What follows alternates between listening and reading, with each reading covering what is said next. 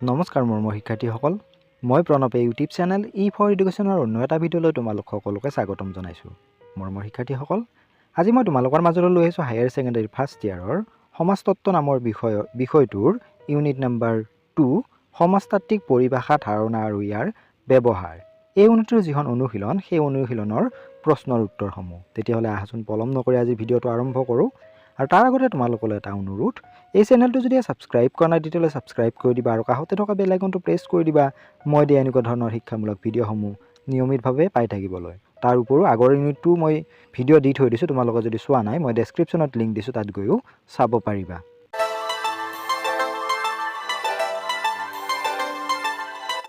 প্ৰশ্ন নম্বৰ 1, সমাজতত্ত্বত কিয় কিছুমান বিশেষ পৰিভাষা আৰু অৱধাৰণা ব্যৱহাৰ কৰোঁ? ইয়াৰ উত্তৰটো হৈছে কোনো এটা বিষয়ৰ বিশেষ কল্পনা অনুভৱবোধ জ্ঞানেই হৈছে অৱধাৰণা। এটা বিষয়ে কোনো এটা অৱধাৰণা গ্ৰহণ কৰোঁতে শব্দটোৰ বাছনিত যথেষ্ট গুৰুত্ব দিয়া দেখা যায়, কাৰণ অৱধাৰণাটোৱে ক্ষেত্ৰ বিশেষে অৰ্থ প্ৰকাশ কৰাটো বাঞ্ছনীয়। সমাজতত্ত্বীয় অৱধাৰণাসমূহ সমাজতাত্ত্বীয় সিদ্ধান্তৰ প্ৰাথমিক স্তৰ বুলিব পাৰি। কোনো এটা বিষয় সমাজতত্ত্বই অধ্যয়ন কৰোঁতে বৈজ্ঞানিক পদ্ধতিৰে গ্ৰহণ কৰে।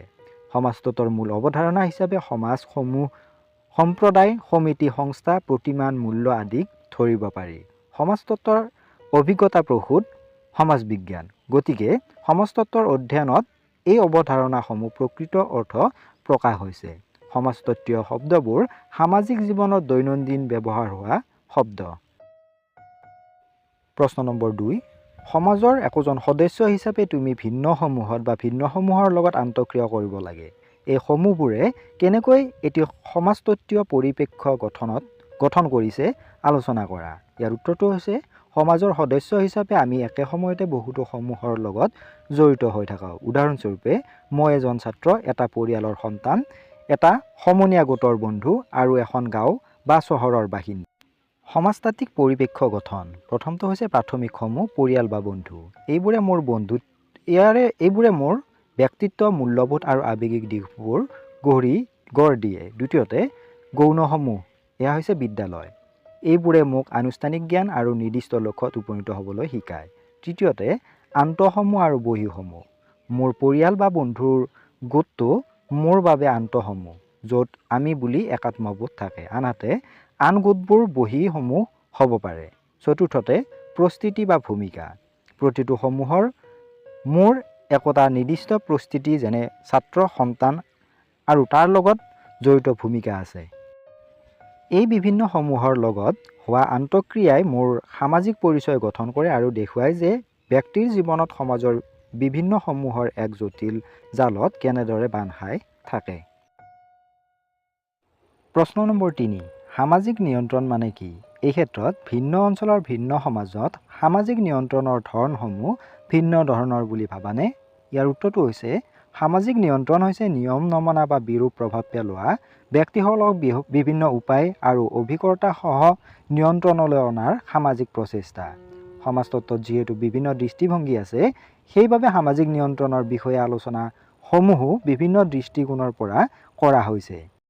কাৰ্যাত্মকবাদী সমাজতত্ত্ববিদসকলে সমাজখনক আৱশ্যম্বীভাৱে সামঞ্জস্যপূৰ্ণ বুলি কৈছে, তথাপিও সমাজত ত্ৰুটি দেখা যায়।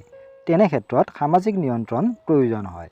সেইবাবে ক্ৰিয়াত্মকবাদী দৃষ্টিভংগীৰে সংঘ নিয়ন্ত্ৰণৰ বিষয়ে ব্যাখ্যা কৰিছে এইদৰে: ব্যক্তিৰ বা সমাজৰ আচৰণ নিয়ন্ত্ৰণৰ বাবে শক্তিৰ প্ৰয়োগ। দ্বিতীয়তে মূল্যবোধ আৰু আৰ্হি দাঙি ধৰা ব্যক্তি আৰু সমূহৰ আচৰণ নিয়ন্ত্ৰণ কৰা। সামাজিক নিয়ন্ত্ৰণে ব্যক্তিক বিপদগামী আচৰণ নিয়ন্ত্ৰণ কৰে। ব্যক্তি আৰু সমূহৰ মাজত উত্তেজনা আৰু সংঘৰ্ষ নিয়ন্ত্ৰণ কৰি সামাজিক ক্ৰম সম্প্ৰীতি ৰক্ষা কৰে। গতিকে সামাজিক নিয়ন্ত্ৰণ সমাজৰ সুস্থিৰতাৰ বাবে নিতান্তই প্ৰয়োজন। সামাজিক নিয়ন্ত্ৰণক দমনশীল শ্ৰেণীৰ সমাজৰ অন্যান্য ব্যক্তিক নিয়ন্ত্ৰণ কৰা এটা ব্যৱস্থা হিচাপে গণ্য কৰে। তেওঁলোকৰ মতে দমনশীল শ্ৰেণীয়ে অন্য এটা শ্ৰেণীৰ ওপৰত আদেশ, বাদ আদি আৰোপ কৰিহে লাভ কৰিব পাৰি। সামাজিক নিয়ন্ত্ৰণ ব্যক্তি আৰু সমূহৰ আচৰণ নিয়ন্ত্ৰণৰ প্ৰক্ৰিয়া, কৌশল বা নীতি। শক্তি প্ৰয়োগৰ আৰ্হি বা মূল্যবোধৰ শিক্ষাই এই দুয়োবোধকেই সামাজিক নিয়ন্ত্ৰণ কৰে। সামাজিক নিয়ন্ত্ৰণ আনুষ্ঠানিক এই দুই ধৰণৰে হ'ব পাৰে, যেতিয়া সামাজিক নিয়ন্ত্ৰণ কৌশলসমূহ আইনভুক্ত পদ্ধতিগত আৰু এইসমূহৰ প্ৰয়োগৰ বাবে কিছুমান আনুষ্ঠানিক ব্যৱস্থা থাকে, তেতিয়া এনেকুৱা প্ৰকাৰৰ নিয়ন্ত্ৰণক আনুষ্ঠানিক সামাজিক নিয়ন্ত্ৰণ আখ্যা দিয়া হয়। যেতিয়া ব্যক্তি বেচৰকাৰী আইনৰ গণ্ডিৰৰ বাহিৰত সমাজ নিয়ন্ত্ৰণ কৰা হয়, সেইবোৰক কোৱা হয় অনানুষ্ঠানিক সামাজিক নিয়ন্ত্ৰণ। প্ৰশ্ন নম্বৰ 4, তুমি পালন কৰা ভিন্ন সামাজিক ভূমিকা আৰু সেইমতে পোৱা প্ৰস্তুতিসমূহ চিনাক্ত কৰা।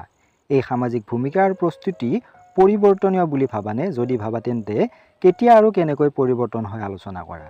মই পালন কৰা কিছুমান প্ৰস্তুতি বা ভূমিকা হ'ল: প্ৰস্তুতি সন্তান, ছাত্ৰ, বন্ধু, নাতি নাতিনী, খেলুৱৈ। ভূমিকা সন্তান হিচাপে পিতৃ মাতৃক সন্মান কৰা, ছাত্ৰ হিচাপে পঢ়া শুনা কৰা, বন্ধু হিচাপে সহায় কৰা হয়। পৰিস্থিতি আৰু ভূমিকা পৰিৱৰ্তনীয়। তলত এই ধৰণে সামাজিক ভূমিকা আৰু প্ৰস্তুতিৰ পৰিৱৰ্তন হয়। প্ৰথমতে বয়সৰ লগে লগে এজন ছাত্ৰই পঢ়া শুনা শেষ কৰি কৰ্মজীৱনত প্ৰৱেশ কৰিলে তেওঁৰ প্ৰস্তুতি কৰ্মচাৰীলৈ সলনি হয়। এজনী ছোৱালী বিয়াৰ পিছত পত্নী আৰু সন্তান জন্মৰ পিছত মাতৃৰ প্ৰস্তুতি লাভ কৰে। দ্বিতীয়তে অৰ্হতাৰ জৰিয়তে এজন ব্যক্তিয়ে নিজৰ দক্ষতা আৰু শিক্ষাৰ জৰিয়তে নিজৰ শ্ৰেণীগত অৱস্থা সলনি কৰিব পাৰে। তৃতীয়তে ভূমিকাৰ সংঘাত।